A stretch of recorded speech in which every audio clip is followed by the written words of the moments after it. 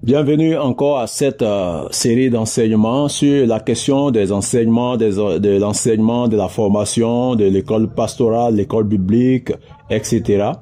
Nous sommes sur notre troisième sous-thème qui est « Les enseignements dans la Bible étaient-ils gratuits ?» Les enseignements dans la Bible étaient-ils gratuits? L'enseignement des prophètes, par exemple, des prêtres et des scribes dans la Bible, était-il gratuit? La réponse est nuancée à ce sujet. Premièrement, l'enseignement lui-même était gratuit, car la parole de Dieu est un don divin et ne peut être vendu. Deuxièmement, les enseignants spirituels recevaient du soutien de la part du peuple pour vivre et exercer leur mission. Et c'est ces deux points que nous allons développer au cours de notre sous-thème intitulé « Les enseignements dans la Bible étaient-ils gratuits ?» Voyons cela en détail et de près à travers les Écritures. Premièrement, les prophètes. Les prophètes en tant que porte-parole gratuit de Dieu. Les prophètes étaient appelés par Dieu pour transmettre son message. Ils n'étaient pas les enseignants rémunérés par un salaire fixe, mais certains bénéficiaient de dons ou d'un soutien matériel. Par exemple, quand on lit en 2 Rois, le chapitre 4, du verset 42 au verset 44, il est écrit ceci. « Un homme apporta du pain de prémices à Élisée, 20 pains d'orge et des épis nouveaux dans son sac.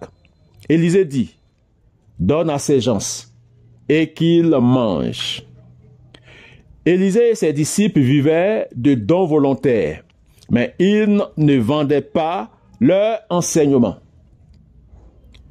1 Samuel 9, 7 à 8. Si nous y allons, que porterons-nous à l'homme de Dieu?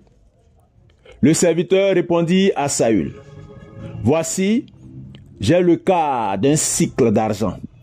Je le donnerai à l'homme de Dieu, et il nous indiquera notre chemin. » Il était courant ici, dans ce contexte par exemple, d'apporter une offrande volontaire à un prophète par respect.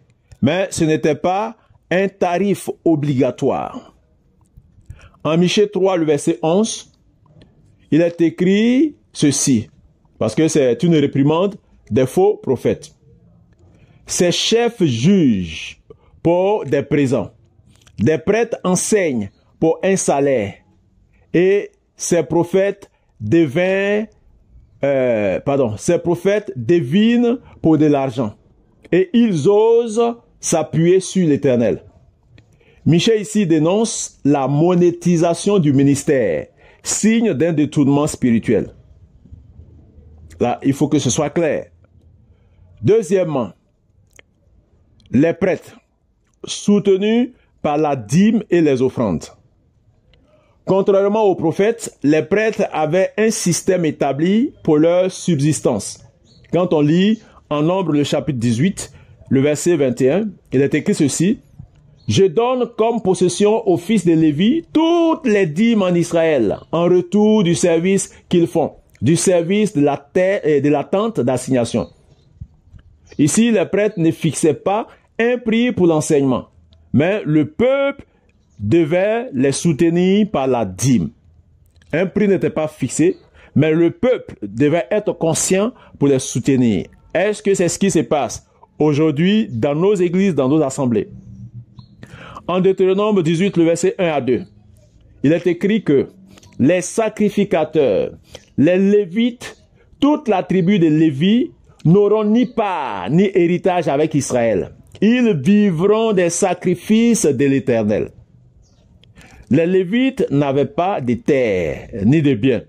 Leur subsistance venait du peuple. En Malachie 3, le verset 10, il est écrit ceci. « Apportez à la maison du trésor toutes les dîmes, afin qu'il y ait de la nourriture dans ma maison. » Ici, Dieu lui-même instaure un système de provision pour les prêtres et les Lévites. Et ce système peut être installé ou instauré aujourd'hui encore. En 1 Corinthiens, le chapitre 9, du verset 13 au verset 14, il est écrit ceci, c'est un verset que nous avons déjà vu dans les études précédentes, mais voici le contenu. Ne savez-vous pas que ceux qui remplissent les fonctions sacrées sont nourris par le temple? De même, le Seigneur a ordonné à ceux qui annoncent l'évangile de vivre de l'évangile. Ça, c'est clair.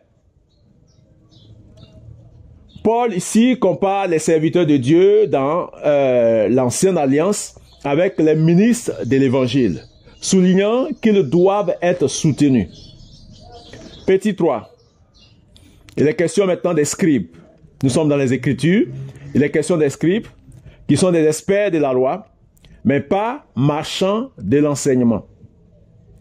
Les scribes étaient des enseignants de la loi et certains étaient lévites. D'autres étaient indépendants. C'est ce que nous voyons en Esdras, le chapitre 7, le verset 10. Car Esdras avait appliqué son cœur à étudier et à mettre en pratique la loi de l'Éternel et à enseigner en Israël ses lois et ses ordonnances. Esdras enseigna ici sans imposer des tarifs, mais il était soutenu par le roi Artaxerxès. Esdras 7, 21-24. Cependant, Jésus a dénoncé certains scribes qui profitaient financièrement de leur statut en Luc 20, le chapitre Luc, le chapitre 20, versets 46 à 47, quand il dit « Gardez-vous des scribes qui aiment à se promener en robe longue, qui recherchent les salutations dans les places publiques et qui dévorent les maisons des veuves sous le prétexte de longues prières. » Les vrais serviteurs de Dieu enseignaient gratuitement, mais les corrompus vendaient leurs services au détriment des pauvres. Petit 4. Jésus et les apôtres. Je rappelle que nous sommes en train de voir le sous-thème « Les enseignements dans la Bible étaient-ils gratuits ?» Donc nous sommes au petit 4. Jésus et les apôtres. L'évangile gratuit, le ministère soutenu. Jésus et les apôtres ont enseigné gratuitement, mais ils étaient soutenus par des disciples et des dons. Par exemple, en Matthieu 10, le verset 8, il est dit « Vous avez reçu gratuitement, donnez gratuitement. » C'est ce que le Seigneur lui-même dit. Donc, le Seigneur envoie ses disciples enseigner gratuitement. En Luc 8, le verset 3, il a dit « Jeanne, femme de Chouza, intendant d'Hérode, Suzanne et plusieurs autres l'assistaient de leurs biens. » Donc, assistait Jésus. Jésus et ses disciples vivaient du soutien volontaire des disciples fidèles.